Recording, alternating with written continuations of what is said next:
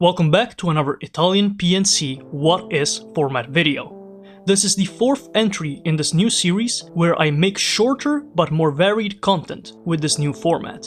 In the previous episodes we've seen places like Hyperborea, lost land of the true north, Agartha, the hidden world below the surface, and Arcadia, the agrarian rural paradise of ancient Greece. But now it's time to move to somewhere close to home.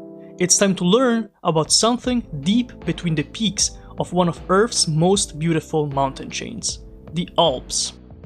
This series just keeps getting more and more niche, because I have a feeling not a single one of you has heard of the place you'll be learning about today.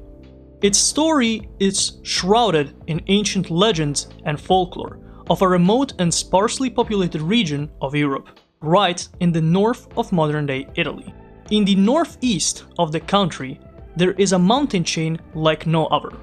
It is part of the Alps, but it is far different in its colors. It's the Dolomitic mountain chain, or Dolomites for short. These mountains have a reputation for their pink and orange overtones, and most notably for their light rock colors compared to the rest of the Alps, which tend to be darker. The region of the Dolomites is in the east of the Trentino Alto Adige region of Italy, part of what once was the county of Tyrol, a medieval to modern German state that was ruled by many dynasties across the years. This area, while now being part of Italy, speaks German in its north and Latin in its east. Latin, in case you didn't know, is a separate language that descends from Latin, the language spoken by the Romans, and whose speakers number only in the tens of thousands, mostly living in the Latin valleys surrounded by the Dolomites. This region used to be pretty remote before modern times, which allowed the inhabitants to keep many things secret across the centuries, and also facilitated the spread of legends and myths about the area, some coming from outsiders, but a majority of it coming from the local people. Many of these stories usually have something to do with mysterious and lost kingdoms that ruled over these mountains in the far past. These myths involve every sort of mythical creature and supernatural event, from more pagan magics to even resembling Christian miracles, since the Dolomitic region was profoundly faithful for the majority of its history, and remains very Christian to this day. The region of Ladynia, which is comprised of the 5 valleys that the Latin people live in, was especially filled with these memories of an almost fantastical past. Stories included kings becoming mountains, princesses transforming into lakes, and nymphs being chased down and captured by wizards. But one of these tales has a much less fantastical element to it, something that could be traced to the history of this region in the times of ancient Rome. And the location of the place it is set in remains a mystery to this day. I'm talking about the Kingdom of Arona, the subject of this video. The history of the Kingdom of Arona, not a lot of people know what it is actually about, and the people that do know it are usually the locals that live in the area. There are so little amounts of sources to study this upon. I'm honestly just lucky that I ever even encountered this myth and the story by myself, without being a native from the region. It is one of those things that you really have to search deep into to actually get into. And although there is a small community of people which are interested in researching these things, these kind of myths kind of get overviewed and they're underrated in general. Not a lot of people pay attention to them.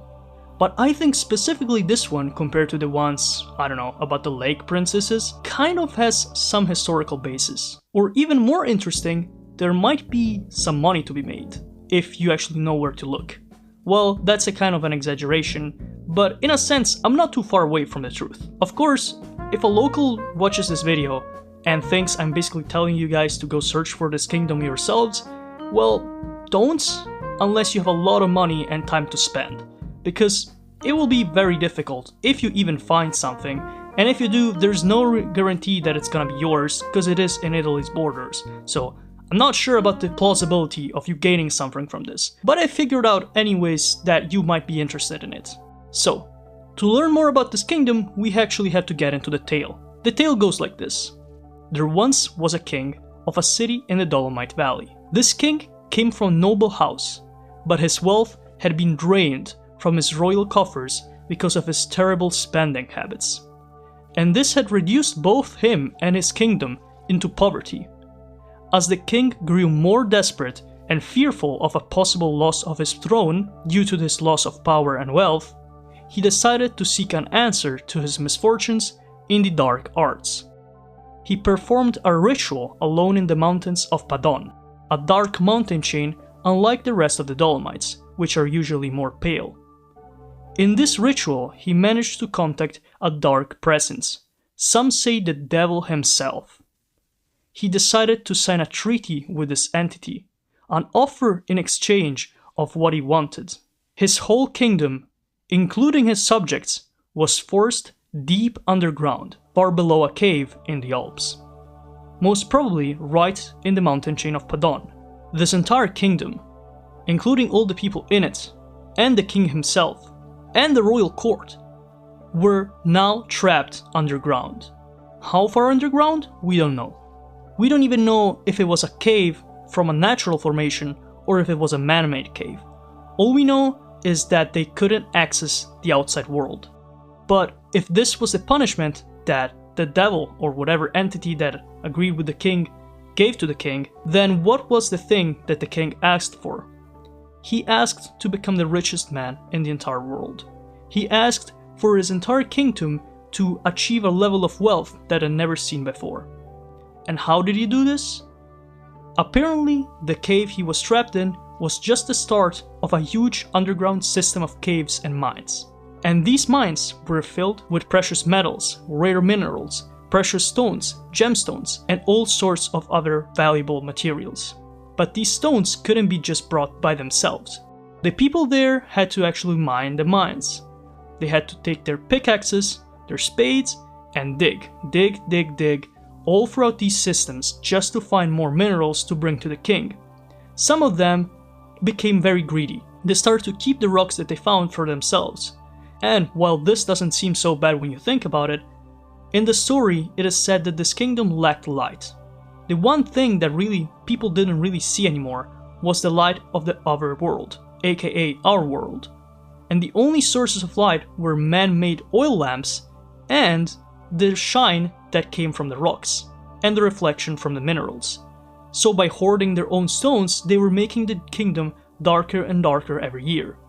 How did they sustain themselves? It is not really known. Some say it was out of moss, some say it was out of the creatures that they found in these caves. But somehow, the kingdom managed to remain alive, almost as if it was cursed to remain active and keep mining and mining these caves. And the people of the kingdom also became accepting of the situation they were in. After all, they themselves knew how rich they were becoming by remaining in this kingdom. But as the years passed, this feeling of richness started fading away as people agreed that they regretted their decision, even if it wasn't their decision in the first place. One of the people that really felt this was the daughter of the king, the princess. The princess, called Somavida, really didn't like living underground. She would have much preferred living outside, even if it meant not being as rich as her father. Despite this, life in the mines and these caves continued as usual. But one day, something happened. One of the oil lamps fell from its position, and somehow it was connected to a system of walls and rocks that completely fell apart as it fell. A man of the kingdom poked through these rocks and tried seeing what was on the other side. Finally, a flash of light emerged hidden in the rocks. One single flash, and yet the man decided to go check what it meant. He saw something completely different. He saw a world he had forgotten, and despite his amazement at seeing the outside world, he didn't realize that this flash of light was so powerful compared to the dark that the people of the kingdom had lived in for so long that he went blind. As a reaction, the king punished the man and immediately ordered the hole to be shut so that the people of the kingdom could remain in darkness. But the princess Somavida realized what had happened and became distraught at the thought of somebody seeing the outside world before her, and in general she really wanted to see the outside world as well. This is where a new character comes in. It's Odulgus, the king of Contrin. Now, I tried to search exactly what Contrin or Odulgus were. Apparently Odulgus is also the name of a city a legendary city of the same area. And this legendary city also seemed to be pretty rich. But the story says he's the king of Contrin, which seems to be a separate kingdom as a whole, so I'm kind of curious why his name is the name of a city, but he is a kingdom which I can't really find anything on, and this just like lets you see how often these kind of things happened, where there were like these kingdoms which were made by these legends, and they remembered that there were like local states, local statelets that ruled over these areas, over these mountains. And as usually is the case with these kind of regions where there is valleys and mountain chains everywhere, it is not that weird for these places to be divided one by the other, to the extent where every valley is their separate kingdom or, statelet. The Holy Roman Empire, the entity that this area was in historically, was filled with thousands, maybe even more states that all were separate and de facto independent, despite being part of this overarching international entity which had a single emperor. But back to the story. Odulgus was the king of this Contrin country. But what happens with him? Well, basically, he managed to see that there was a semi-hole in one of the walls that kept the caves shut from the rest of the world. And as he went to inspect the area, he noticed somebody lamenting and crying on the other side. This was obviously the princess, Somavida. And so, Odulgus decided to take his sword and stick it in this hole in the rocks. He kept sticking it, and he kept going for 7 days.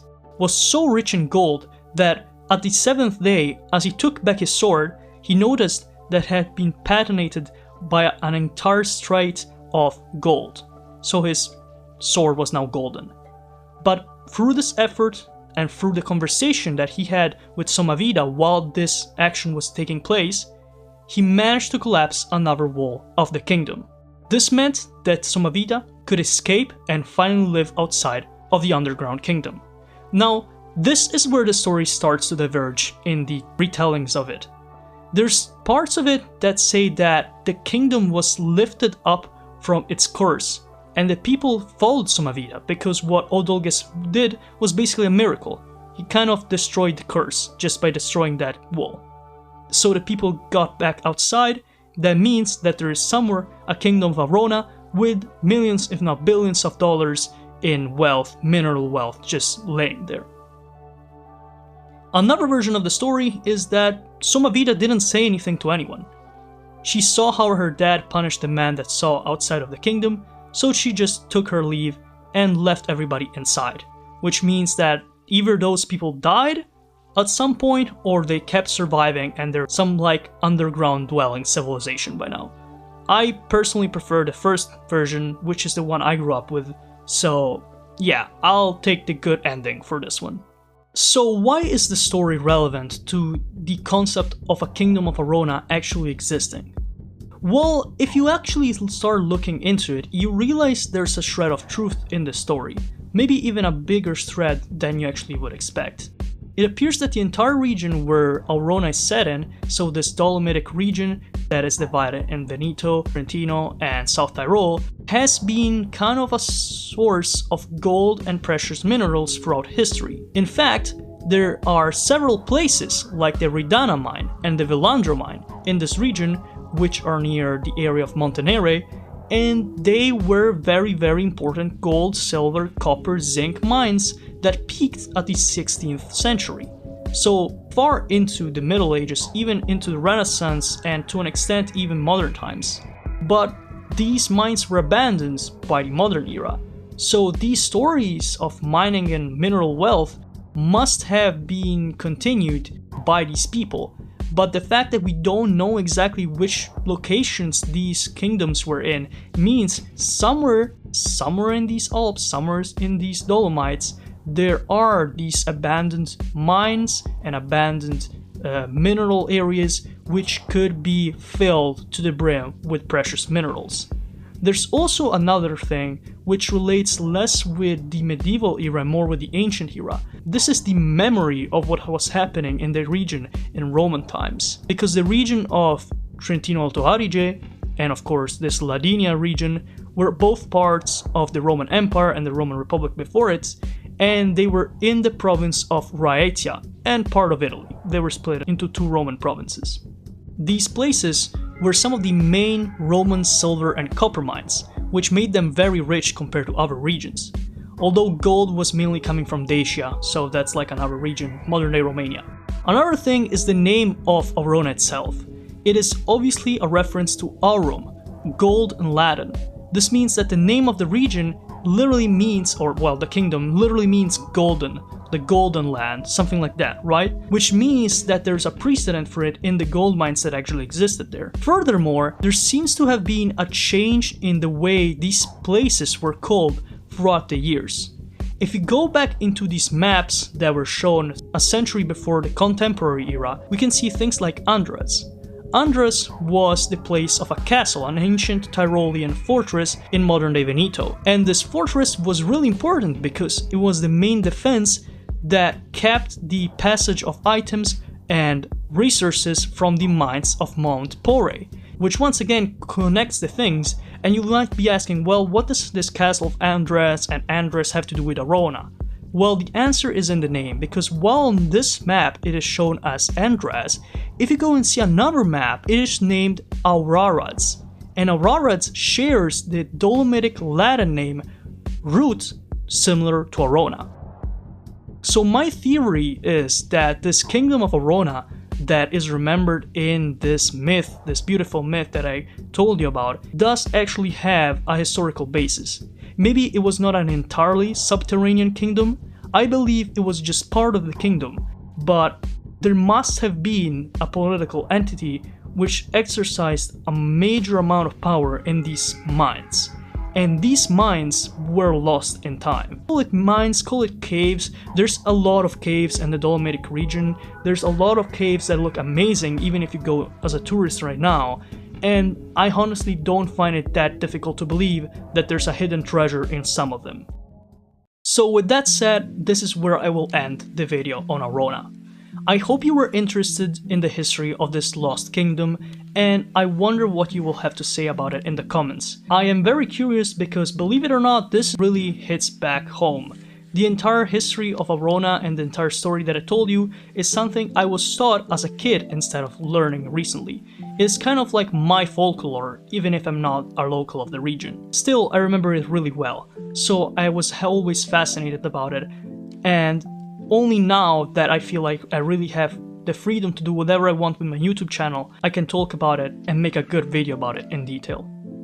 I hope you're enjoying this What Is series. I know a lot of you are enjoying it, but I also know that it's not really doing well YouTube-wise, because you can see just by the view amount that it's like 1/10 or less than my YouTube subscribers. It's just not something that a lot of people seem to be interested in. But I will keep going as long as I want, and even if maybe next video will be more akin to the older format content, I will continue doing it What Is format from the video after to the next video. So see you in the next video, and have a good day.